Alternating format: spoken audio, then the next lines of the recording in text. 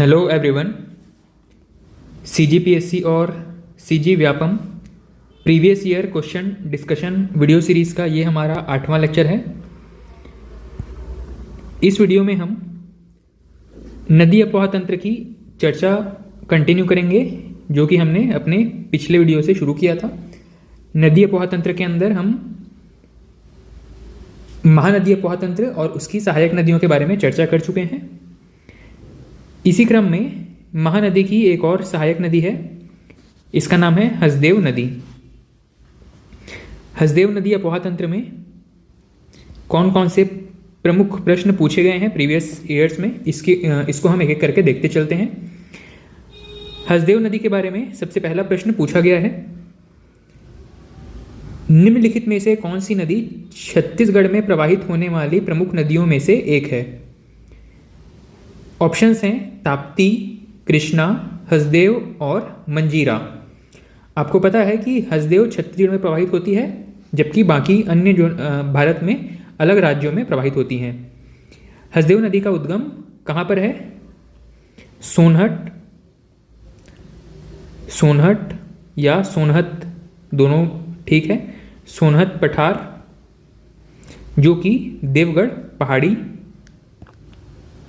पहाड़ी के अंदर आता है। देवगढ़ पहाड़ी, सोनहत पठार, देवगढ़ पहाड़ी। नेक्स्ट प्रश्न है, किस नदी की सहायक नदी हसदेव नदी है? मतलब हसदेव की मातृ नदी पूछा जा रहा है।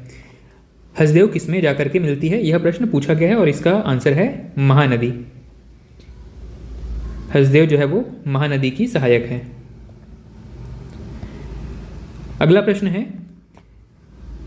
किस नदी के तट पर कोरबा शहर स्थित है? किस नदी के तट पर कोरबा शहर स्थित है? इसका भी करेक्ट आंसर क्या है आपका? हसदेव नदी, कोरबा शहर। कोरबा जो है वो हसदेव के किनारे स्थित है। नेक्स्ट प्रश्न फिर से वही पूछा है, कोरबा शहर किन नदियों के तट पर स्थित है? कोरबा जो है वो हसदेव और अहिरन नदी के तट पर स्थित है। कोरबा शहर हसदेव और अहिरन नदी के तट पर स्थित है। अगला प्रश्न है, हसदेव नदी के किनारे छत्तीसगढ़ का कौन सा जिला स्थित है? इसका भी आंसर है आपका कोरबा। नेक्स्ट है, छत्तीसगढ़ का एक प्राचीन गढ़ पीथमपुर किस नदी के तट पर स्थित है? पीथमपुर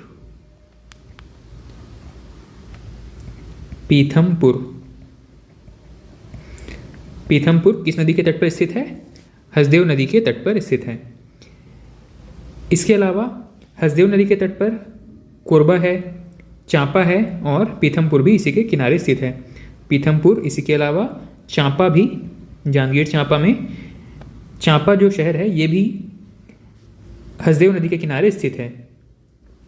हसदेव नदी की लंबाई 176 किलोमीटर है, 176 किलोमीटर। जनरली आपको हर एक नदी का लंबाई याद रखना आवश्यक नहीं है, लेकिन कुछ नदियां जो प्रमुख रूप से मुख्य नदी के रूप में या सहायक नदी के रूप में भी सहायक नदियों में भी जिनका नाम मुख्य रूप से आता है, बहुत छोटी सहायक नदियों की चर्चा नहीं करनी है, पर जो प्रमुख सहायक नदियां हैं किसी नदी अपवाह तंत्र में, उनकी कम से कम एक दो नदियों की लंबाई और जो विशेषताएं हैं वो हमको याद रखनी है। अगला प्रश्न पूछा गया है, इनमें से कौन सी नदी छत्तीसगढ़ की सबसे लंबी नदी है?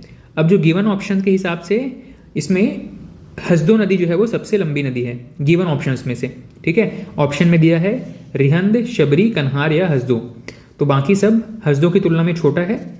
और अगर वैसे पूछा जाए कि छत्तीसगढ़ की सबसे बड़ी नदी कौन सी है, तो आपका महानदी सबसे बड़ी है, ठीक है। लेकिन छत्तीसगढ़ में प्रवाहित होने वाली सबसे बड़ी नदी कौन सी है?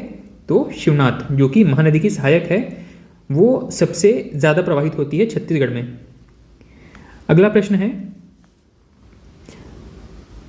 नदी बेसिन और छत्तीसगढ़ के प्राकृतिक क्षेत्र को सुमेलित करना है।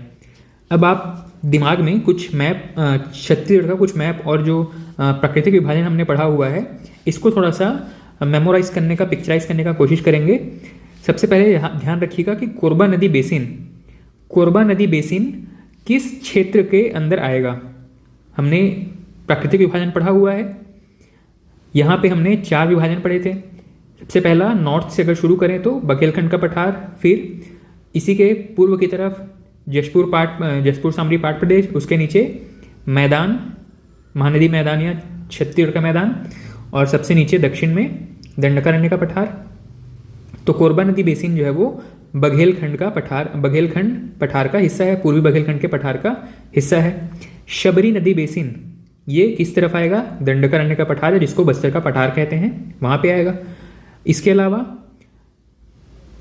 आपका हसदो रामपुर बेसिन, हसदो नदी कहाँ पे है? इसको आप मैप में ड्रॉ करेंगे, और मनियारी नदी ये कहाँ पे है, इसको आप बताएंगे। ठीक, नेक्स्ट प्रश्न है,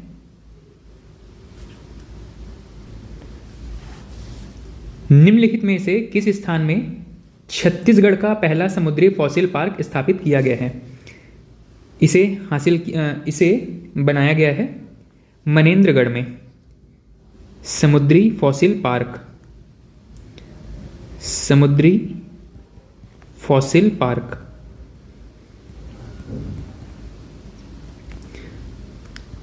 इसे स्थापित किया गया है मनेन्द्रगढ़ में। नेक्स्ट प्रश्न है, अच्छा ये बड़ा ही लेटेस्ट प्रश्न है, ठीक है, 2022 में ही किसी एग्जाम में पूछा गया है। नेक्स्ट है, हसदेव नदी में मिलने वाली सबसे लंबी सहायक नदी कौन सी है? इसकी सबसे लंबी सहायक नदी है गेज। इसकी सबसे लंबी सहायक नदी है गेज, सबसे लंबी सहायक नदी।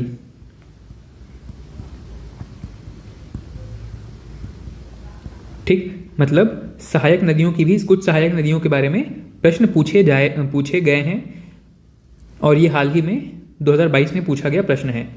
हसदेव नदी की सबसे लंबी नदी सहायक नदी कौन सी है?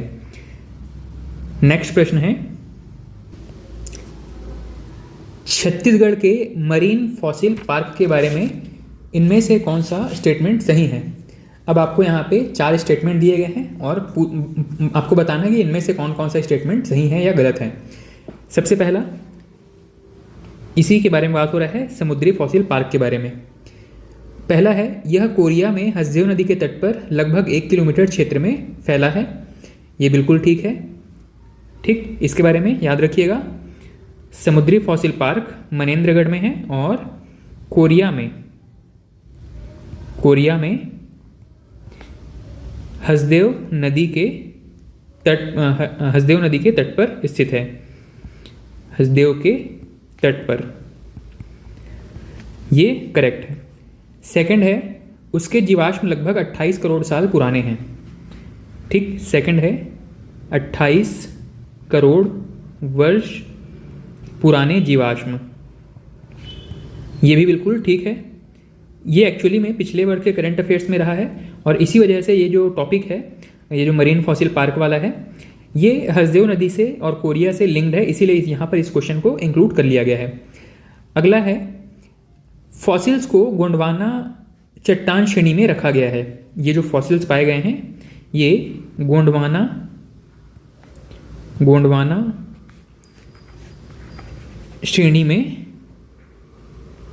श्रेणी की चट्टानें हैं। ठीक है, ये भी बिल्कुल करेक्ट है। और नेक्स्ट स्टेटमेंट है, यहाँ व्हेल के सबसे पुराने जीवाश्म मिले हैं। असल में यहाँ पे व्हेल के जीवाश्म नहीं मिले हैं, ठीक है, इसीलिए व्हेल वाला जो लास्ट स्टेटमेंट है ये इनकरेक्ट है। बाकी के सारे स्टेटमेंट करेक्ट हैं हसदेव नदी के बारे में। ठीक है, तो हसदेव के बारे में कुछ क्वेश्चन जो है वो ट्रेडिशनल है, लगभग ये 4-5 पॉइंट जो हमने ऊपर के डिस्कस किए हैं ये ट्रेडिशनल क्वेश्चंस हैं, मतलब ये बार बार रिपीट होते हैं। और एक है करंट अफेयर का क्वेश्चन जो कि समुद्री फॉसिल पार्क से जुड़ा हुआ है। पिछले 2 वर्षों में, या यूँ कहें कि वर्ष 2021 और 2022 में इससे संबंधित प्रश्न पूछे गए हैं। ठीक, नेक्स्ट अगला जो है गोदावरी नदी अपवाह तंत्र के बारे में देखते हैं। हसदेव नदी के बारे में इतने प्रमुख तथ्य थे जो कि पूछे गए हैं एग्जाम में। अगला है गोदावरी नदी अपवाह तंत्र। गोदावरी अपवाह तंत्र।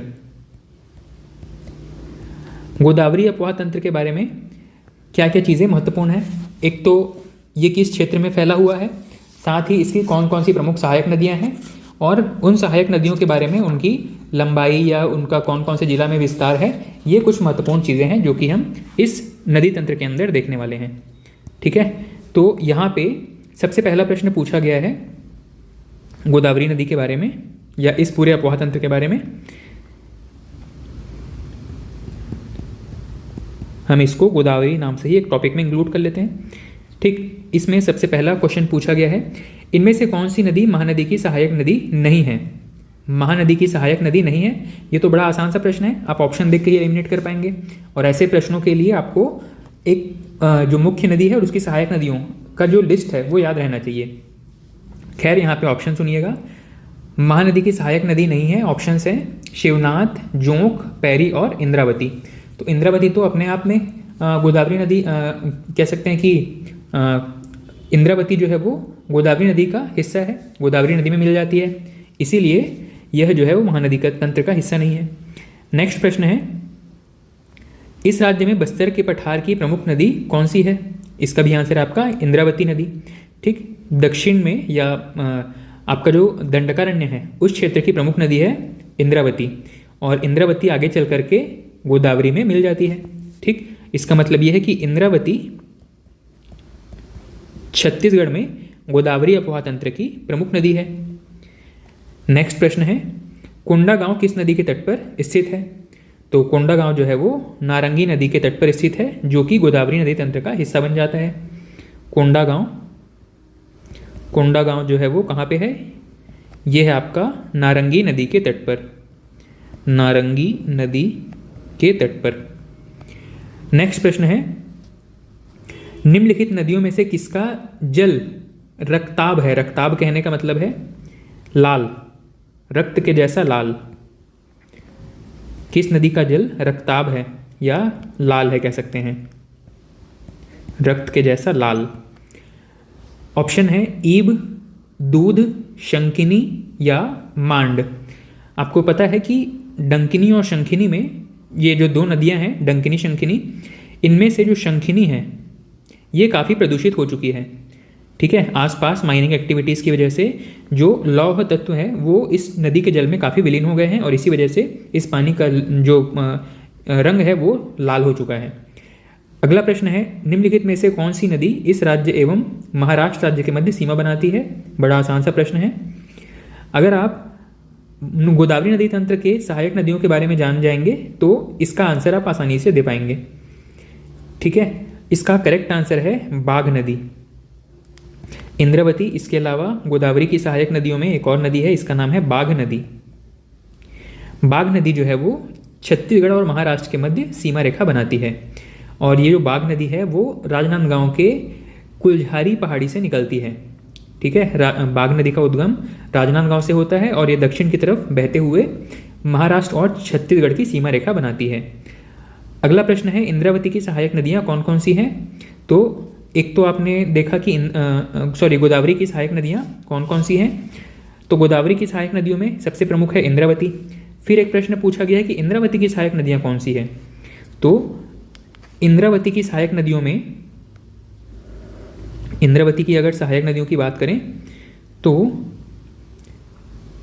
इंद्रावती और इसकी सहायक नदियों की हम यहाँ पर चर्चा कर लेते हैं। इंद्रावती की सहायक नदियों में सबसे पहला है नारंगी नदी। इंद्रावती की सहायक नदियां हैं नारंगी। इसके अलावा एक है कोटरी नदी, एक है गुडरा नदी, और एक नदी है बोर्डिंग। ये मुख्य नदियां हैं जो कि इंद्रावती की सहायक हैं, और इंद्रावती जो है स्वयं गोदावरी की सहायक हो जाती है। नेक्स्ट प्रश्न है, इंद्रावती की सहायक नदियाँ कौन सी नहीं हैं? ऑप्शंस में से इनमें से कौन सी इंद्रावती की सहायक नदियाँ नहीं हैं? ऑप्शन है कोटरी, वो तो है, गुडरा ये भी है, बोर्डिंग ये भी है, और एक ऑप्शन दिया है कांगेर। कांगेर जो है वो इंद्रावती की सहायक नदी नहीं है। इसके अलावा इंद्रावती की एक और सहायक नदी है, इसका नाम है नंदीराज। नंदीराज ये भी इंद्रावती की सहायक नदी है। नेक्स्ट प्रश्न है, इनमें से कौन सी इंद्रावती की सहायक नदी नहीं है? फिर से कुछ नदियों के नाम दिए गए हैं, इसमें एक नाम है शबरी। शबरी जो है वो इंद्रावती की सहायक नदी नहीं है, जबकि शबरी जो है वो सीधे ही गोदावरी में मिल जाती है, इसीलिए इसे हम रखेंगे गोदावरी की सहायक नदियों के अंदर। ठीक है, गोदावरी की सहायक नदी है इंद्रावती और शबरी, जबकि इंद्रावती की सहायक नदियाँ कौन कौन सी है? नारंगी, कोटरी, गुडरा, बोर्डिंग और नंदीराज। इसके अलावा भी कोई है क्या? इसके अलावा एक और नदी है, इसका नाम है निब्रा। निब्रा नदी, कोटरी, गुडरा, निब्रा ये सभी इंद्रावती की सहायक नदियां हैं। साथ ही डंकिनी, शंखिनी। चलिए इंद्रावती की सभी सहायक नदियों को एक बार यहाँ पर देख लेते हैं। इंद्रावती की सहायक नदियों में कोटरी, गुडरा, निब्रा ये तो देख लिए हम, बोर्डिंग ये भी हो गया, शंखिनी के बारे में भी देख लिए। एक है, अच्छा शंखिनी रक्ताब लाल है, शंखिनी यहाँ पे इसकी सहायक नदी है इंद्रावती की। शंखिनी और डंकिनी, शंखिनी और डंकिनी ये दोनों ही इंद्रावती की सहायक नदियां हैं। इसके अलावा एक और नदी है चिंतावागु, चिंतावागु और है तालपेरू। ठीक, इतना नदी याद रखेंगे इंद्रावती की सहायक नदियों के रूप में। ठीक है, यहाँ से प्रश्न पूछे गए हैं, लगभग कोई भी पेयर बना के 4 ऑप्शंस दे देंगे आपको और पूछेगा कि इनमें से कौन सा सहायक नदी है या सहायक नदी नहीं है। अगला प्रश्न है, गोदावरी की प्रमुख सहायक नदी कौन सी है? इसका आंसर है आपका इंद्रावती।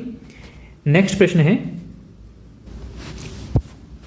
छत्तीसगढ़ में स्थित गोदावरी बेसिन की सबसे प्रमुख सहायक नदी कौन सी है? आंसर है इंद्रावती। नेक्स्ट है, निम्नलिखित में से किस नदी का उद्गम छत्तीसगढ़ में नहीं है? इसका आंसर है इंद्रावती। असल में इंद्रावती का उद्गम उड़ीसा से होता है। इंद्रावती का उद्गम, इसका उद्गम, इंद्रावती के उद्गम की अगर चर्चा करें तो इसका उद्गम होता है मुंगेर पर्वत से। मुंगेर पर्वत जो कि उड़ीसा में है। ठीक, मुंगेर पर्वत उड़ीसा में इंद्रावती नदी का उद्गम स्थित है। ठीक, इसके अलावा बाकी की जो नदियाँ दी गई हैं ऑप्शन में वो सभी छत्तीसगढ़ से निकलने वाली नदियाँ हैं। अगला प्रश्न है, गोदावरी प्रवाह बेसिन छत्तीसगढ़ राज्य के किस भाग में स्थित है? इसका तो आंसर सभी को पता है, दक्षिणी हिस्से में। नेक्स्ट है, छत्तीसगढ़ राज्य में कोटरी बेसिन, कोटरी बेसिन कौन सी दिशा में स्थित है? अब आपको कोटरी नदी का लोकेशन पता होना चाहिए, तब आपसे ये प्रश्न आसानी से बन जाएगा। इसका करेक्ट आंसर है दक्षिण पश्चिम। इसके लिए आपको थोड़ा सा मैपिंग आना चाहिए, मैप में नदियों का लोकेशन आपको पता होना चाहिए था। ठीक है, फिलहाल याद रखिएगा कोटरी नदी जो है वो छत्तीसगढ़ के दक्षिण पश्चिम में स्थित है। अगला है, कोटरी नदी का उद्गम स्थल। कोटरी नदी का उद्गम स्थल कहाँ पे है? राजहरा की पहाड़ी। कोटरी नदी का उद्गम जो है वो राजहरा की पहाड़ी, कोटरी राजहरा की पहाड़ी से निकलती है। अगला प्रश्न है, छत्तीसगढ़ की नदियों के निम्न समूह में लंबाई के अनुसार किस समूह में नदियों का अवरोही क्रम सही है? अवरोही मतलब बढ़ते हुए या घटते हुए? आरोही मतलब बढ़ते हुए, अवरोही मतलब घटते हुए। घटते क्रम में नदियों का क्रम जमाना है। तो आपको तो सबसे पहले ये देख लेना है कि क्या इस नदी के क्रम में शिवनाथ नदी दिया हुआ है, और अगर शिवनाथ नदी दिया गया है और वो किसी भी ऑप्शन में पहले स्थान पर है, मतलब वो जो सीरीज़ है वो ठीक है। ठीक, तो यहाँ पे एक ही ऐसा ऑप्शन था जिसमें कि शिवनाथ नदी दिया गया था। हमारा करेक्ट आंसर था गिवन ऑप्शंस के अकॉर्डिंग शिवनाथ, इंद्रावती, मांड और रिहंद। शिवनाथ नदी सबसे लंबी दूरी तय करने वाली है छत्तीसगढ़ में। नेक्स्ट प्रश्न है, छत्तीसगढ़ की दक्षिणी सीमा किस नदी द्वारा निर्मित होती है? इसका करेक्ट आंसर है शबरी नदी द्वारा। शबरी नदी द्वारा शबरी नदी कहाँ पर है? ये शबरी नदी में, याद रखिएगा, छत्तीसगढ़ की दक्षिणी सीमा बनाती है। छत्तीसगढ़ की दक्षिणी सीमा बनाती है शबरी नदी। ठीक, नेक्स्ट प्रश्न है,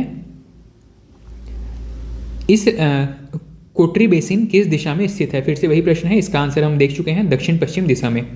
अच्छा, एक और चीज़ याद रखिएगा, शबरी नदी का उद्गम कहाँ पर होता है? शबरी नदी जो कि छत्तीसगढ़ की दक्षिणी सीमा बनाती है, इसका उद्गम भी उड़ीसा में होता है। उड़ीसा में नंदपुर पर्वत है, नंदपुर पर्वत, नंदपुर पर्वत उड़ीसा, यहाँ से शबरी नदी का उद्गम होता है और यह छत्तीसगढ़ की दक्षिणी सीमा बनाती है। नेक्स्ट प्रश्न है, इंद्रावती किस नदी क्रम की नदी है? इंद्रावती जो है वो गोदावरी नदी की सहायक है। ठीक है, ऑप्शन में गोदावरी दिया गया है। नेक्स्ट प्रश्न है, माता दंतेश्वरी का मंदिर किन नदियों के संगम पर स्थित है?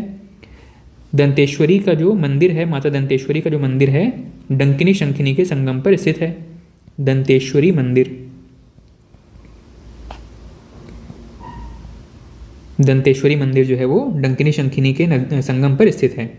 नेक्स्ट प्रश्न है, छत्तीसगढ़ का एकमात्र राजकीय जलमार्ग किस नदी पर स्थित है? इसका करेक्ट आंसर है शबरी नदी पर। शबरी नदी पर एकमात्र, राज्य का एकमात्र जलमार्ग, नेशनल वाटरवे, एकमात्र नेशनल वाटरवे। ठीक, छत्तीसगढ़ का एकमात्र नेशनल वाटरवे कहाँ पर है? शबरी नदी पर स्थित है। अगला प्रश्न है, छत्तीसगढ़ का एकमात्र जलमार्ग कहाँ पर स्थित है? फिर से वही प्रश्न पूछा गया है, शबरी नदी पर स्थित है। अगला प्रश्न है, गोदावरी नदी की उस सहायक नदी का चयन करें जो छत्तीसगढ़ के दक्षिणी भाग की महत्वपूर्ण विशेषता है। इसमें करेक्ट आंसर है इंद्रावती। इंद्रावती जो है वो गोदावरी की प्रमुख सहायक नदी है। अगला प्रश्न है, निम्नलिखित में से कौन सी नदी छत्तीसगढ़ से शुरू नहीं होती है? इसका करेक्ट आंसर है इंद्रावती। इंद्रावती जो है वो कहाँ से निकलती है? इंद्रावती आपका उड़ीसा में मुंगेर पर्वत से निकलती है, ये डिस्कस कर चुके हैं। नेक्स्ट प्रश्न है, छत्तीसगढ़ के बस्तर जिले की सबसे बड़ी नदी कौन सी है? इसका भी करेक्ट आंसर है आपका इंद्रावती। नेक्स्ट है, गोदावरी नदी की प्रमुख सहायक नदी कौन सी है? फिर से वही प्रश्न है, इसका भी आंसर है इंद्रावती। नेक्स्ट है, छत्तीसगढ़ के बस्तर जिले की सबसे बड़ी नदी, फिर से आंसर इसका इंद्रावती। नेक्स्ट है, मलगेर नदी का उद्गम कहाँ है? अब ये थोड़ा सा नया प्रश्न है। मलगेर नदी, मलगेर नदी, मलगेर नदी का उद्गम कहाँ है? इसका करेक्ट आंसर है बैलाडीला पहाड़ी, बैलाडीला पहाड़ी। अब ये जो प्रश्न है, हाल ही में प्रश्न पूछा गया प्रश्न है, बहुत पुराना प्रश्न नहीं है, 2021 में यह प्रश्न किसी एग्जाम में पूछा गया है। तो मलगेर नदी बैलाडीला पहाड़ी से निकलती है। नेक्स्ट प्रश्न है, बैलाडीला की पहाड़ी निम्नलिखित में से कौन सी नदियों का उद्गम स्रोत है? ऑप्शन दिया है शबरी, ऑप्शन सेकंड है शंखिनी, या दोनों में से कोई नहीं। ठीक, प्रश्न एक बार फिर से सुनिएगा, बैलाडीला की पहाड़ियों में से कौन सी नदी निकलती है? दो ऑप्शन दिए गए हैं, शबरी और शंखिनी। इसके अलावा एक ऑप्शन है ये दोनों ही नदी बैलाडीला से निकलती है, या चौथा ऑप्शन है कि दोनों में से कोई नहीं निकलती है। इसका करेक्ट आंसर है, शबरी के बारे में आपको पता चल गया है, ये तो कहाँ से निकलती है? उड़ीसा से, जबकि बैलाडीला तो छत्तीसगढ़ में है। इस प्रश्न का करेक्ट आंसर है आपका शंखिनी नदी। शंखिनी नदी बैलाडीला से निकलती है। बैलाडीला की पहाड़ी से ही एक और नदी है मलगेर के अलावा, ये कौन सी है? शंखिनी नदी। शंखिनी नदी ये भी बैलाडीला की पहाड़ी से निकलती है। अगला प्रश्न है, निम्नलिखित में से किस नदी का उद्गम छत्तीसगढ़ की सीमा के बाहर है। ऑप्शन में दिया है इंद्रावती, और इंद्रावती करेक्ट है। नेक्स्ट प्रश्न है, निम्नलिखित में से किस नदी के संगम पर पर्यटन स्थल दंतेवाड़ा बसा हुआ है? दंतेवाड़ा दंतेश्वरी मंदिर में जो प्रमुख नदियां हैं डंकिनी संकिनी, इन्हीं के किनारे बसा हुआ शहर है। ठीक, नेक्स्ट प्रश्न पूछा गया है, इंद्रावती नदी किस जिले से छत्तीसगढ़ में प्रवेश करती है? करेक्ट आंसर है बस्तर से। इंद्रावती जो है वो, इसका उद्गम होता है उड़ीसा में और प्रवेश करती है बस्तर से। बस्तर से प्रवेश, छत्तीसगढ़ में बस्तर से होते हुए यह प्रवेश करती है। ठीक, तो गोदावरी अपवाह तंत्र के बारे में इतनी महत्वपूर्ण चीज़ें थी जो कि परीक्षा में पूछी गई हैं फैक्ट्स के तौर पर। नेक्स्ट है सोन नदी अपवाह तंत्र। सोन नदी अपवाह तंत्र। अब यहाँ पे इस नदी तंत्र से संबंधित जो प्रश्न पूछे गए हैं इनको हम यहाँ पर देख लेते हैं। सबसे पहला प्रश्न पूछा है, रिहंद नदी किस नदी की सहायक नदी है? अब यहाँ पे हम सोन नदी के बारे में सारे फैक्ट्स एक जगह कलेक्ट कर लेते हैं। प्रश्न है, रिहंद नदी किसकी सहायक नदी है? अब इसकी सहायक नदियाँ कौन कौन सी है इसको देखते चलेंगे, जिनके बारे में प्रश्न पूछा गया है। यहाँ पे करेक्ट आंसर है सोन नदी। रिहंद जो है वो सोन नदी की सहायक नदी है। रिहंद का उद्गम कहाँ से होता है? रिहंद का उद्गम है मतिरिंगा पहाड़ी। मतिरिंगा पहाड़ी, छुरी मतिरिंगा सुने हैं ना, यहीं से रिहंद नदी का उद्गम। अगला प्रश्न है, गंगा अपवाह तंत्र में शामिल नहीं है। गंगा अपवाह तंत्र में कौन सा जिला शामिल नहीं है? ऑप्शंस हैं कोरिया, सूरजपुर, बलरामपुर या कोरबा कोरिया। इसका करेक्ट आंसर है आपका कोरबा कोरिया। कोरबा कोरिया जो है वो गंगा अपवाह तंत्र में शामिल नहीं है। एक्चुअली में ऑप्शंस के हिसाब से कोरिया जो है वो शामिल होता है, लेकिन जो चौथा ऑप्शन है वहाँ पे अलग से दे दिया गया है कोरबा कोरिया। इसीलिए एग्जामिनर ने इस ऑप्शन को सही माना है। मतलब गंगा अपवाह तंत्र में कौन सा शामिल नहीं है, कहाँ से गंगा अपवाह तंत्र के क्षेत्र में कौन सा नहीं आता है, इसका करेक्ट आंसर है कोरबा कोरिया नहीं आता है। कोरिया इंडिविजुअली तो आता है, लेकिन कोरबा कोरिया को शामिल कर देंगे तो कोरबा क्योंकि नहीं आता है, इसलिए ये ऑप्शन गलत हो गया है। ठीक, तो फिलहाल याद रखिएगा कि कौन कौन सा गंगा अपवाह तंत्र के अंदर शामिल है। करेक्ट आंसर है आपका कोरिया तो शामिल है, सूरजपुर भी शामिल है, बलरामपुर भी शामिल है। ठीक, और साथ ही कोरबा इसमें शामिल नहीं होता है। ठीक, नेक्स्ट प्रश्न है, गंगा अपवाह तंत्र की प्रमुख नदियाँ। इसका करेक्ट आंसर है सोन, ये तो हमने देख लिया। इसके अलावा रिहंद नदी, इसके अलावा कन्हार, एक है कन्हार नदी। सोन, रिहंद और कन्हार ये प्रमुख सहायक नदियां हैं गंगा अपवाह तंत्र की। इसके अलावा एक और है बनास, एक है गोपद। ठीक, ये जो प्रमुख नदियां हैं बनास, गोपद, रिहंद, कन्हार, ये सोन नदी तंत्र की प्रमुख सहायक नदियां हैं। इसके अलावा एक और नदी है जिसके बारे में हाल ही में पूछा जा रहा है, ये है नेयूर नदी। पहले ये 4 महत्वपूर्ण थे, लेकिन अब क्योंकि एग्जामिनर को नए प्रश्न चाहिए, इसीलिए यहाँ पे नेयूर के बारे में प्रश्न पूछा गया है।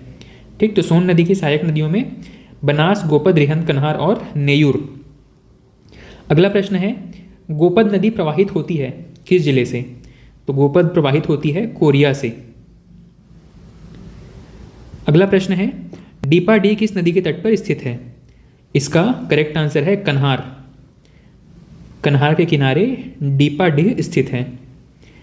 अगला प्रश्न है, इनमें से किस भाग में कन्हार बेसिन स्थित है? अब आपको लोकेशन ट्रेस करना है। कन्हार जो है वो उत्तर पश्चिम भाग में स्थित है। कन्हार जो है वो उत्तर पश्चिम भाग में स्थित है, छत्तीसगढ़ के उत्तर पश्चिमी भाग में स्थित है। अगला है, छत्तीसगढ़ में बहने वाली रिहंद नदी अंततः किस राज्य में सोन नदी में मिल जाती है? इसका करेक्ट आंसर है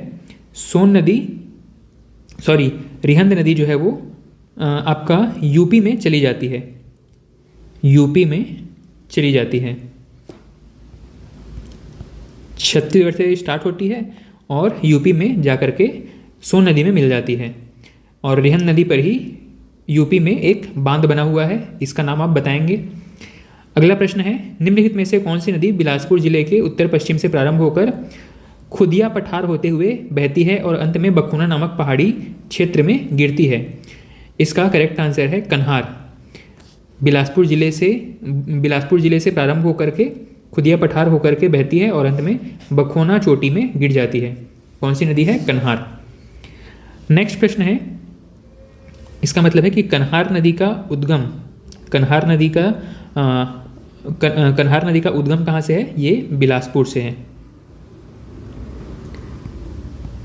अगला प्रश्न है, इनमें से कौन सी नदी छत्तीसगढ़ में गंगा नदी की दाहिनी सहायक नदी है? करेक्ट आंसर है ऑप्शन डी, सोन नदी। गोपद, ब्राह्मणी, इंद्रावती और सोन, ये ऑप्शन दिए गए हैं। गोपद तो स्वयं सोन की सहायक नदी है। अगला है ब्राह्मणी तो यहाँ पे एक अलग से अपवाह तंत्र है। इंद्रावती दक्षिण में आती है, बचा ऑप्शन सोन नदी। तो सोन नदी जो है वो गंगा की दक्षिणी सहायक नदी है। अगला है, गंगा की उस सहायक नदी का चयन करें जो छत्तीसगढ़ के उत्तरी भाग में बहती है। करेक्ट आंसर है रिहंद जो है वो गंगा की सहायक नदी है और दक्षिणी आपके उत्तरी भाग में बहती है। अगला प्रश्न है, किस नदी को संस्कृत साहित्य में हिरण्यबाहु कहते हैं? सोन नदी को ही संस्कृत में इसको क्या कहते हैं? हिरण्यबाहु।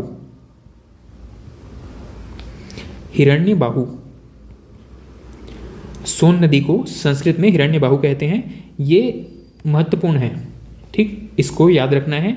ऐसे जो रैंडम टाइप के जो फैक्ट्स हैं जो आपको आसानी से किताबों में नहीं मिलते हैं पढ़ने को और पूछे गए हैं प्रीवियस ईयर्स में, इनको तो बिल्कुल रट लेना है, क्योंकि अगली बार जब ये परीक्षा में आएंगे तो हमसे गलत नहीं होने चाहिए, ठीक। तो सोन नदी को हिरण्यबाहु कहते हैं संस्कृत साहित्य में। नेक्स्ट प्रश्न है, छत्तीसगढ़ में प्रवाहित बनास नदी के संबंध में निम्न कथनों को पढ़कर सही विकल्प का चयन करें। अब यहाँ पर मल्टीपल स्टेटमेंट्स दिए गए हैं, आप एक एक करके स्टेटमेंट्स को चेक करिएगा। पहला स्टेटमेंट है बनास नदी के बारे में, इसका उद्गम मांझा टोली की पहाड़ी से होता है। इसका उद्गम मांझा टोली की पहाड़ी से होता है। अब क्या ये ठीक है? तो हम बनास नदी के बारे में कुछ पॉइंट्स नोट कर लेते हैं। बनास नदी के बारे में ये फैक्ट बिल्कुल ठीक है कि इसका उद्गम कहाँ से होता है? मांझा टोली से। मांझा टोली से इसका उद्गम है। बनास नदी मांझा टोली से निकलती है और ये इसका जो विसर्जन है वो सोन नदी में हो जाता है, ठीक। अगला स्टेटमेंट है, इस नदी पर कोटरी जलप्रपात स्थित है। ध्यान रखिएगा, कोटरी जलप्रपात जो है वो दक्षिणी छत्तीसगढ़ में स्थित है। कोटरी नदी पर स्थित है जो कि राजरा की पहाड़ी से निकलती है और यह इंद्रावती की सहायक नदी बन जाती है। तो कोटरी जलप्रपात उत्तर में स्थित नहीं है बल्कि दक्षिण में स्थित है, ठीक। तो सेकंड स्टेटमेंट गलत हो गया। थर्ड स्टेटमेंट है, डेम्फा के पास सोन नदी में मिल जाती है। इसका विसर्जन कहाँ पे होता है? सोन नदी में।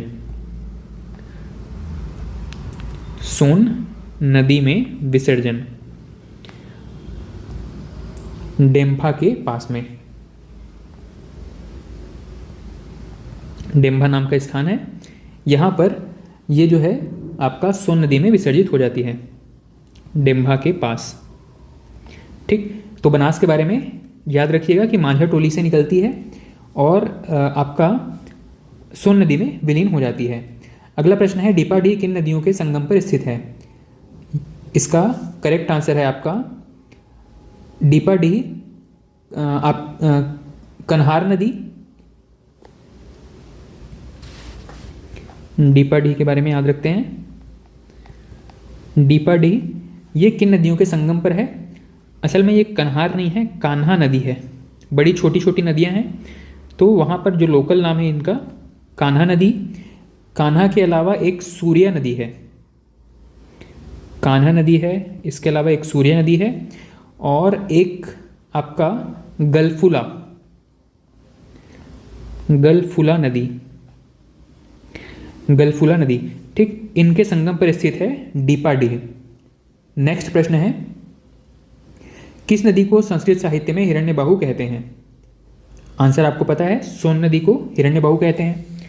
अगला प्रश्न है, सिंगरौली बेसिन किसे कहा जाता है? तो रिहंद नदी क्षेत्र को ही, रिहंद नदी क्षेत्र को ही किस नाम से जानते हैं? सिंगरौली बेसिन के नाम से जानते हैं। अब बताएंगे कि कौन सा खनिज यहाँ पर प्रसिद्ध है। सिंगरौली बेसिन, रिहंद बेसिन को ही सिंगरौली बेसिन के नाम से भी जाना जाता है। अगला प्रश्न है, रिहंद एवं मांड नदियों का उद्गम कहाँ से होता है? करेक्ट आंसर है आपका मैन पार्ट। रिहंद और मांड नदी, इनका उद्गम कहाँ से होता है? मैन पार्ट से। एक अगला पॉइंट लिख लेते हैं यहाँ पे, रिहंद और मांड, इनका उद्गम कहाँ से है? मैन पार्ट से। रिहंद नदी मैन पार्ट में ही मतिरिंगा पहाड़ी से निकलती है, मैन पार्ट से उद्गम। अगला प्रश्न है, इनमें से कौन सी नदी प्राकृतिक स्वर्ण कणों के लिए प्रसिद्ध है? इनमें से कौन सी नदी प्राकृतिक रूप से स्वर्ण कणों के लिए प्रसिद्ध है? तो इसका करेक्ट आंसर है आपका ईब नदी।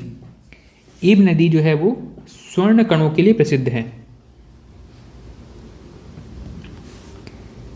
ईब, यह स्वर्ण कणों के लिए प्रसिद्ध है, स्वर्ण कण। इसके अलावा छत्तीसगढ़ में सोने के कण और कौन कौन सी नदी में पाए जाते हैं? तो ईब के अलावा एक नदी का नाम है शबरी, एक नदी है आमेर, और अमोर नदी है, और एक नदी है कुनकुट नदी। ये कुछ प्रमुख नदियां हैं जहां स्वर्ण के कण पाए जाते हैं, लेकिन ये उस लेवल पर नहीं पाए जाते हैं या उतने ज़्यादा मात्रा में नहीं पाए जाते जिसको कि प्रोडक्शन के लिए उपयोग किया जा सके, मतलब यहाँ पर माइनिंग की जा सके। ठीक, नेक्स्ट हम देखते हैं नर्मदा अपवाह तंत्र के बारे में। नर्मदा अपवाह तंत्र,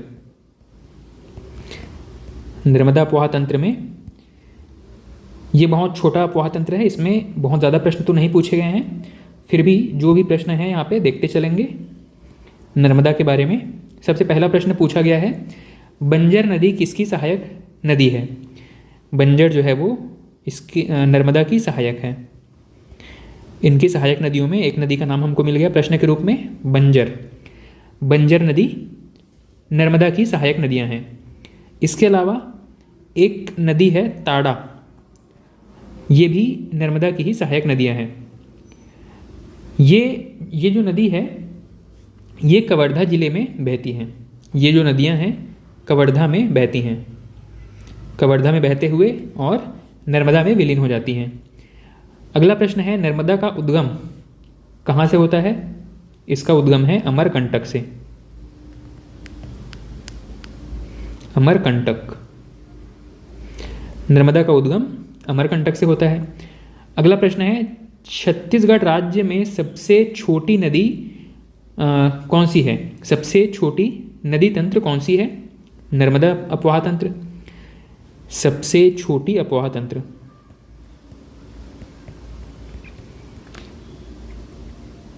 सबसे छोटी अपवाह तंत्र।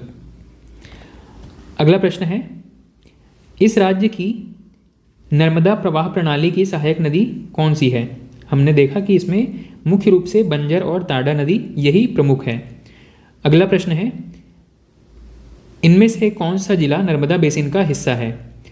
तो राजनांदगांव ये जो है आपके नर्मदा बेसिन का हिस्सा है। राजनांदगांव, ठीक। इसके अलावा कवर्धा, ये दोनों नर्मदा बेसिन के अंदर आते हैं, ठीक। तो नर्मदा नदी के अपवाह तंत्र के बारे में बस यही प्रश्न पूछे गए हैं। अब हम ये देख लेते हैं कि नदी के बारे में, ये नदी में हमने 5 प्रमुख अपवाह तंत्र पढ़े। कौन कौन सा? सबसे पहले हमने देखा महानदी अपवाह तंत्र, उसके बाद में गोदावरी अपवाह तंत्र, फिर हमने बात किया सोन नदी अपवाह तंत्र के बारे में, फिर कुछ चीज़ें थी ब्राह्मणी अपवाह तंत्र के बारे में जहाँ से ज़्यादा प्रश्न नहीं पूछे गए हैं, और लास्ट में नर्मदा अपवाह तंत्र। इनमें सबसे बड़ा है महानदी अपवाह तंत्र, सबसे छोटा है नर्मदा अपवाह तंत्र। महानदी अपवाह तंत्र लगभग 55 से लेकर के 58% अलग अलग वेरिएशन हो सकते हैं डेटा में। परीक्षा में आपको कुछ भी ऑप्शन देता है 55 से 58 के बीच में, वो करेक्ट आंसर हो जाएगा। अगर एग्जैक्ट फिगर पूछे तो 56.15% इतना एरिया कवर करता है महानदी अपवाह तंत्र। और सबसे छोटा अपवाह तंत्र है नर्मदा, जो कि लगभग 0.55% क्षेत्र में फैला हुआ है। इसके अलावा कुछ मिसलेनियस पॉइंट्स हैं नदी अपवाह तंत्र के बारे में, इनको हम एक एक करके देखते चलते हैं, ठीक। तो नदी अपवाह तंत्र के बारे में कुछ मिसलेनियस चीज़ें हैं, इनको बस हम यहाँ पर देखते चलेंगे। प्रश्न पूछा है, इनमें से कौन सी नदी इंद्रावती की सबसे बड़ी सहायक नदी है? तो इंद्रावती की सबसे बड़ी सहायक नदी ऑप्शन के अकॉर्डिंग अगर देखें तो ऑप्शन दिया गया है नंदीराज, कोटरी, शंखिनी और शबरी। तो गिवन ऑप्शंस के अकॉर्डिंग कोटरी सबसे बड़ी सहायक नदी है इंद्रावती में, ठीक। तो अब हमको क्या करना चाहिए, छत्तीसगढ़ में जो नदियां हैं उनको क्रमवार जमा लेते हैं। कौन कौन सी नदी जो है वो लंबाई के अनुरूप बड़ी से छोटी के क्रम में आएंगी। तो छत्तीसगढ़ में सबसे बड़ी नदी है महानदी, इसके बाद में सेकंड शिवनाथ का नंबर है, थर्ड नंबर पे इंद्रावती, इसके बाद ईब नदी। ये चीज़ को याद रखना है ना, ये स्टेटमेंट, ये जो क्रम है इसको अगर आप याद रखेंगे तो आपके बहुत सारे प्रश्न आपको सॉल्व करने में हेल्प करेगा, डायरेक्टली नहीं सो इनडायरेक्टली आपको सॉल्व करने में हेल्प करेंगे। अगला है हसदेव नदी, अगला है शबरी, शबरी के बाद में मांड, मांड के बाद में रिहंद, रिहंद के बाद में लीलागर, इसके बाद में कोटरी, नेक्स्ट है मनियारी और अरपा। ये कुछ प्रमुख नदियों का क्रम है बड़े से छोटे के क्रम में। इसको अगर हम ये देखें कि लंबाई के अनुरूप छत्तीसगढ़ में बहने के हिसाब से अगर देखें तो लंबाई के हिसाब से सबसे लंबी नदी तो आपका शिवनाथ है, लेकिन नदियों की टोटल लेंथ के हिसाब से अगर बात करें तो महानदी सबसे लंबी नदी है। इसका जो टोटल लेंथ है वो कितना है 858, और छत्तीसगढ़ में पूछा जाए तो कितना है, छत्तीसगढ़ में है इसका 286 किलोमीटर।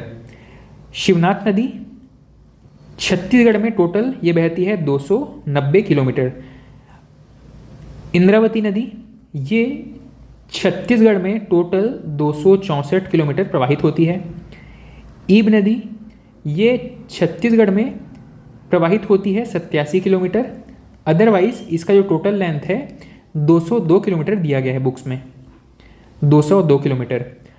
हसदेव नदी इसका लंबाई है 176 और बाकी सब का लगभग आप कह सकते हैं कि 100 से 170 के बीच में है, ठीक। अरपा नदी का लंबाई है टोटल 100 किलोमीटर।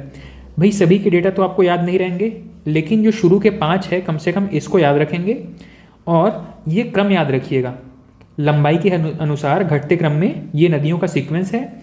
इनमें से कुछ प्रमुख नदियों का लेंथ आपको याद रखना है, महानदी, शिवनाथ, इंद्रावती, ईब और हसदेव, ठीक। इतने से प्रश्न सॉल्व हो सकता है और सारे के सारे तथ्य आप चाहें तो याद रख सकते हैं, तो बहुत अच्छी चीज़ है। किताबों में डाटा तो आपको मिल जाएगा, लेकिन अगर संभव हो तो ही प्रयास करेंगे। अगर बहुत ज़्यादा दिक्कत हो रही है इनको याद रखने में, बार बार भूल जा रहे हैं, कन्फ्यूज़न हो रहा है, तो कम से कम शुरू के जो 5 नदियाँ हैं इनका लंबाई का क्रम याद रखिएगा, लंबाई जो है फैक्ट्स में याद रखेंगे। अगला प्रश्न है, कौन सा शहर किस नदी के तट पर बसा हुआ है? ठीक, अब इसका जो पूरा शीट है, एक जो फैक्ट शीट है आपको किताबों में मिल जाएगा, तट पर बसे प्रमुख शहर और उसके बाजू में बहने वाली प्रमुख नदियाँ। ठीक, तो यहाँ पे प्रश्न पूछा गया है, इस पूरे टॉपिक से ही प्रश्न पूछा गया है। जैसे कि मैं यहाँ पे आपको मेंशन कर देता हूँ कि आपको प्रमुख शहर या प्रमुख तट पर बसे प्रमुख शहर और नदियाँ, किस नदी के तट पर वो शहर बसा हुआ है, इनका पूरा जो शीट है जो आपको किताबों में मिल जाएगा, लिस्ट। ठीक, लगभग 20-25 के आसपास नदियाँ और शहरों का लिस्ट होगा। ये लिस्ट आपको 1-2 बार रिवाइज करके चलना है। ठीक, अब इसमें से प्रश्न पूछा गया है, कुछ फेमस सिटीज़ हैं जैसे कि रायपुर, रायपुर किस नदी के किनारे बसा हुआ है? बिलासपुर किस नदी के किनारे बसा हुआ है? दुर्ग किस नदी के किनारे बसा हुआ है? जगदलपुर किसके किनारे बसा हुआ है? तो ऐसे जो मेजर सिटीज़ हैं, प्रमुख शहर हैं, इनका एग्जैक्ट लोकेशन आपको याद रखना है। और इसके अलावा लगभग 20-25 के आसपास आपको अदर नदी और उनके शहर मिल जाएंगे, उनको सरसरी निगाह से 2-3 बार रिवाइज करके चलना है। ठीक, नेक्स्ट प्रश्न है, अब यहाँ पे जो नेक्स्ट प्रश्न है फिर से शहरों और नदियों के बारे में पूछा गया है, तो मैं इसको स्किप करके चल रहा हूँ, आप इसका पूरा जो लिस्ट है वो रिवाइज कर लेंगे, तो वहाँ से ये वाला जो पूरा टॉपिक है आपका, इस पैटर्न पे जो जितने प्रश्न पूछे जा रहे हैं वो सब सॉल्व हो जाएंगे। अगला प्रश्न पूछा गया है, कौन सी नदी कौन से प्राकृतिक विभाजन में बहती है? मतलब कौन सी नदी जो है वो पूर्वी बघेलखंड के पठार के अंतर्गत आती है, कौन सा जशपुर सामरी पाट प्रदेश में आएगा, कौन सा दंडकारण्य पठार में आएगा, कौन सा आपका छत्तीसगढ़ के मैदान या महानदी मैदान या महानदी बेसिन के अंदर आएगा। ठीक, तो इसको भी हमको मैप से रिवाइज करना पड़ेगा, इसीलिए अब यहाँ पे एक और होमवर्क याद रखिएगा, नदियों का एक मैप जहाँ पे नदियों का अपवाह तंत्र पूरा दिया गया हो, नदियों का प्रवाह। ठीक, कौन सा नदी किस किस जिले से होकर के बह रही है, इसका पूरा प्रवाह और आपका एरिया प्राकृतिक विभाजन के साथ में, ये आपको मैप में ड्रॉ कर लेना है, या ऐसा कोई मैप आपको डाउनलोड कर लेना है या परचेस कर लेना है, प्राकृतिक विभाजन। ठीक, इस पैटर्न पे आप इस टॉपिक को कंप्लीट कर लेंगे तो आपके बहुत सारे प्रश्न इस एक टॉपिक से ही सॉल्व हो जाएंगे। इसी एक पैटर्न में कई सारे प्रश्न पूछे गए हैं घुमा फिरा के। अगला प्रश्न है, नदी और उनकी लंबाई का एक सीक्वेंस दिया गया है। ठीक, तो हमको कुछ प्रमुख नदियों के लंबाई पता होनी चाहिए, इन लंबाइयों से संबंधित प्रश्न पूछे गए हैं। अगला प्रश्न है, इनमें से कौन सी नदी पश्चिम की ओर बहती है? मैप में जब आप ये होमवर्क कर लेंगे तो आपको आसानी से याद रहेगा कि कौन सी नदी का जो प्रवाह है किस दिशा में है, तो पूर्व पश्चिम उत्तर दक्षिण कुछ भी पूछे आप आसानी से बता पाएंगे। अगला प्रश्न है, महानदी और इंद्रावती के मध्य जल विभाजक कौन सा है? तो जो केशकाल घाटी है, केशकाल घाटी, इसको हम कहते हैं महानदी और इंद्रावती के मध्य जल विभाजक। इंद्रावती के मध्य जल विभाजक। जल विभाजक का मतलब है वो एरिया या वो क्षेत्र या वो बाउंड्री लाइन जो दो वाटर बॉडीज़ को सेपरेट करती है। मतलब महानदी का जल दक्षिण की तरफ नहीं बह पाता केशकाल घाटी की वजह से, और इंद्रावती का जो जल है वो उत्तर की तरफ नहीं बह पाता इसी केशकाल घाटी की वजह से। ठीक, नेक्स्ट प्रश्न है, बस्तर की जीवनदायिनी नदी कौन सी है? जैसे कि गंगा के बारे में कहा जाता है कि भारत की जीवनदायिनी है, उसी तरीके से बस्तर की जीवनदायिनी इंद्रावती है। ठीक, इसको बस्तर की गंगा भी कह सकते हैं। अगला प्रश्न है, छत्तीसगढ़ में निर्मित प्रथम झूला या लक्ष्मण झूला किस नदी पर बनाया गया है? प्रथम लक्ष्मण झूला बनाया गया है खारून नदी पर। फर्स्ट लक्ष्मण झूला कुछ नहीं है, सिर्फ एक पुल है नदी को पार करने के लिए। इस तरफ से नदी के दोनों तटों को जोड़ने वाली नदी को ही लक्ष्मण झूला कहा जा रहा है। अब ये किसी भी जगह पर किसी भी नदी पर बनाएंगे उसको लक्ष्मण झूला ही कहेंगे। ठीक, तो छत्तीसगढ़ में पहले लक्ष्मण झूला बनाया गया है खारून नदी पर। अगला प्रश्न है, पहला तो हमने देख लिया, पहला बनाया गया था खारून नदी पर, दूसरा लक्ष्मण झूला बनाया गया है महानदी पर, ठीक, जो कि राजिम में स्थित है। तीसरा जो है वो प्रस्तावित है खारून नदी पर ही। ठीक, इसके अलावा नेक्स्ट प्रश्न है, तरी घाट कौन सी नदी के तट पर स्थित है? तरी घाट जो है वो खारून के तट पर स्थित है। तरी घाट खारून नदी के तट पर स्थित है। नेक्स्ट, अब ये चीज़ भी हमको कहाँ पे मिलेगा? ये मिलेगा आपको नदी और उसके किनारे बसे प्रमुख क्षेत्र, प्रमुख शहर, वहाँ पर मिल जाएगा कि तरी घाट खारून नदी के तट पर स्थित है। अगला प्रश्न है, सुरही नदी किस जिले में बहती है? सुरही नदी राजनांदगांव में बहती है। ये प्रश्न भी पूछा गया है सुरही नदी के बारे में। सुरही नदी कहाँ पे बहती है? राजनांदगांव में। अगला प्रश्न है, सुरंगी नदी किस जिले में बहती है? सुरंगी नदी, ये जो कन्फ्यूज़न वाले पॉइंट है इनको एक जगह अगर रखेंगे तो एग्ज़ाम के टाइम पे बड़ा हेल्पफुल होता है। ठीक, फटाफट इसको रिवाइज किए और जो कन्फ्यूजन था उसको दूर करके आपको जब एग्ज़ाम में ये प्रश्न आएगा ना तो आपको पता चलेगा कि ये चीज़ें कितनी हेल्पफुल होती हैं। इसको आप एक जगह कंसाइज करके अगर नोट कर लेते हैं और इसी को बार बार रिवाइज करेंगे तो एग्ज़ाम में होने वाले बहुत सारे कन्फ्यूजन से वैसे ही बच जाते हैं। ठीक, तो सारंगी एक पूछा है सुरंगी नदी। सुरंगी नदी है रायगढ़ में। और इसी से संबंधित, इसी से मिलता जुलता एक और शब्द है सारंगी नदी। सारंगी नदी, अब ये सारंगी नदी कहाँ पर है? सारंगी नदी है महासमुंद में। अब जो एक बार केवल पढ़ के गया रहा होगा बिना इनको एक जगह इकट्ठा किए, मतलब किसी एक टॉपिक में आपने सुरही नदी के बारे में पढ़ा, 4 पेज के बाद सुरंगी के बारे में पढ़ा और 10 पेज के बाद सारंगी के बारे में पढ़ा, तो उनको कनेक्ट नहीं कर पाएंगे हम। ठीक, और ऐसे जो कन्फ्यूजन वाले शब्द हैं भाई, सुरही, सुरंगी और सारंगी, एग्जाम में बैठने के बाद आपको सब एक जैसे लगेंगे पर डिफरेंस कितना है, सबका एरिया बदल गया है। सोचिए, सुरही नदी राजनांदगांव में है, सुरंगी नदी रायगढ़ में है और सारंगी नदी महासमुंद में है। ठीक, तो ये जो इस प्रकार के प्रश्न हैं इनके लिए हमको तैयार रहना पड़ेगा क्योंकि ऐसे प्रश्न एग्जाम में पूछे जा रहे हैं। अगला प्रश्न है, वायु पुराण में महानदी का क्या नाम रखा गया है? ये हम देख चुके हैं, वायु पुराण में महानदी को नीलोत्पला कहा गया है। इसका मतलब ये है कि एक और चीज़ है जो आपको करना है, प्रमुख नदी और इनके प्राचीन नाम। नदी और इनके प्राचीन नाम, अगर किसी नदी के बहुत सारे प्राचीन नाम हैं अलग अलग समय काल में तो उनको एक जगह लिख लेना है। अगला प्रश्न है, सिंचाई संकट दूर करने के लिए प्रदेश में किन नदियों को जोड़ने की प्रक्रिया शुरू की गई है? इसका मतलब है यहाँ पर नदी जोड़ो परियोजना के बारे में पूछा जा रहा है। नदी जोड़ो परियोजना, अब ये क्या चीज़ है? ये जियोग्राफी में आप बहुत आसानी से पढ़ेंगे। ठीक, नदी जोड़ो परियोजना छत्तीसगढ़ में बाद में शुरू हुई है, भारत में बहुत लंबे समय से शुरू हो चुकी है। नदी जोड़ो परियोजना जैसे इसके नाम से स्पष्ट हो रहा है कि 2 नदियों को नहर के माध्यम से जोड़ने की एक योजना होती है, जिसमें एक नदी का जो बेनिफिट है वो उस क्षेत्र के लोगों को तो मिलना ही चाहिए, अगर दूसरे क्षेत्र के लोगों को भी जब समस्या होती है तब वहाँ पे उस दूसरे क्षेत्र के लोगों को भी नदी का जल प्राप्त हो सके, इसके लिए यह व्यवस्था है।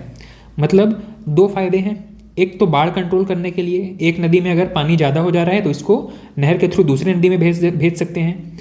दूसरी चीज़, इरिगेशन फैसिलिटी डेवलप करने के लिए 2 नदियों के बीच अगर नहर बना दिया जाएगा तो उस नहर के जो प्रवाह मार्ग होगा, उस प्रवाह मार्ग में जितने भी खेत पड़ेंगे उनको सिंचाई की सुविधा प्राप्त हो जाएगी।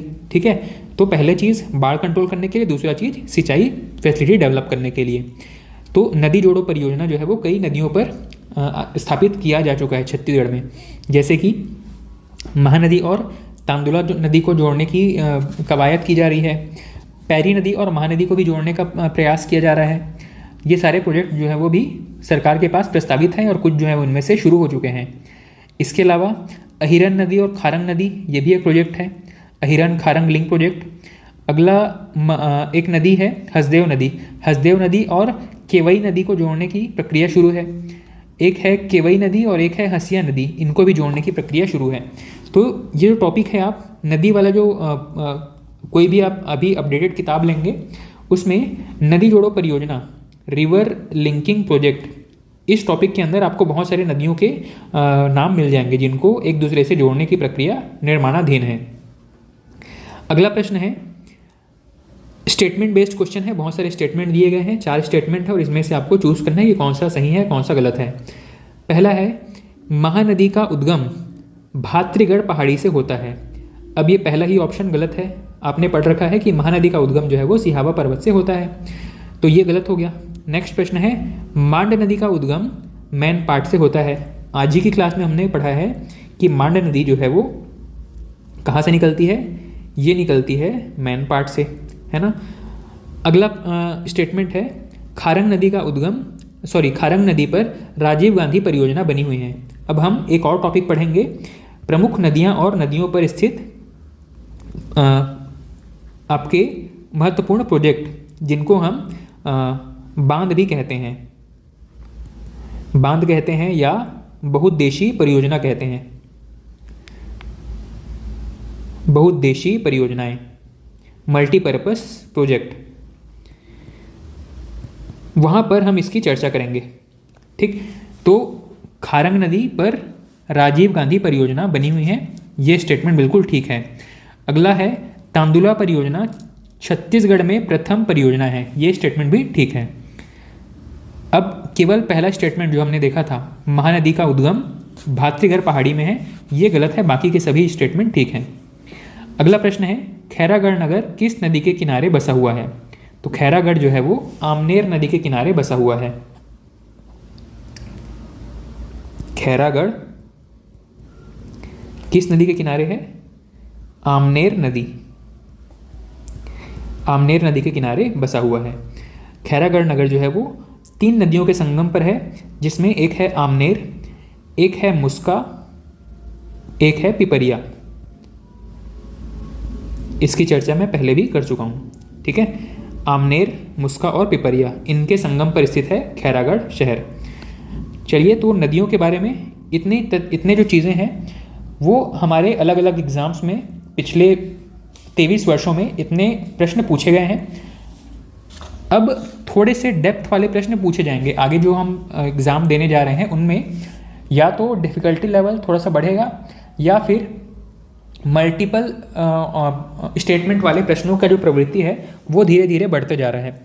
इसीलिए आपको एक नदी के बारे में मुख्य रूप से 4-5 फैक्ट पता ही होने चाहिए, जिसमें उसका उद्गम स्थल, किस नदी की सहायक नदियाँ हैं, उसमें कौन कौन से रिवर प्रोजेक्ट बन रहे हैं, और साथ ही प्रमुख शहर कौन कौन से हैं, प्रमुख पर्यटन स्थल इसके आसपास कौन से हैं। ठीक, ये कुछ बेसिक पॉइंट्स अगर आपको पता रहेंगे तो आपका जो सफलता है इस टॉपिक पे, इस टॉपिक का जो कमांड है वो बेहतर हो जाएगा, जो आपको उस एग्ज़ाम में सफल होने में ज़रूर हेल्प करेगा। ठीक, तो नदियों वाले टॉपिक में हम इतना ही रखते हैं। अगले क्लास से अगले वीडियो में छत्तीसगढ़ के प्रमुख जलप्रपात की चर्चा शुरू करेंगे। ठीक, तो आज की वीडियो में इतना ही। Thank you.